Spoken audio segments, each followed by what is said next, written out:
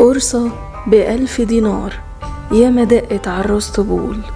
حكاية من أيام الخليفة الفاطمي المستنصر بالله. كان خليفة قوي مش ضعيف، لكن حصل في عهده إن جت على مصر 7 سنين عجاف. في أواخر حكمه حصلت أزمة جفاف، فالنيل قل وميته ما عادتش تكفي الشرب ولا تروي الزرع، والناس جاعت، حتى الخليفة نفسه جاع، ما كانوش لاقيين اللقمة حرفيا. ودي السنين اللي اتعرفت في التاريخ باسم الشدة المستنصرية. المقريزي بيحكي حكايات مقرفة كتير، أبسطها إن الوزير راح للمستنصر على بغلة، ففي ناس اتلموا على البغلة صادوها وكلوها. المستنصر عرف أسماء بعضهم فشنقهم، جم ناس تانيين خدوا المشنوقين وكلوهم. ودي من أبسط الحكايات، لأن في حكايات فعلا تخليك تجيب اللي في بطنك وقتي حتى لو ما كنتش واكل.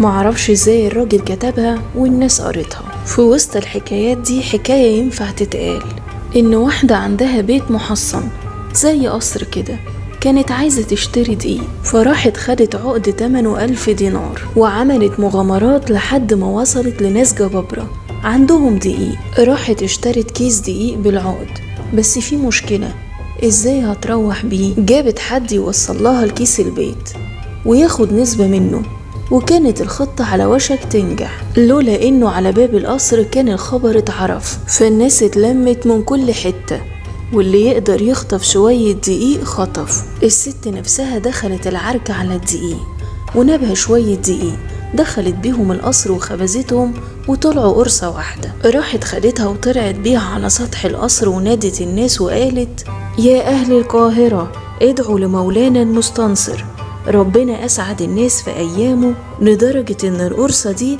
وقفت عليا ب1000 دينار.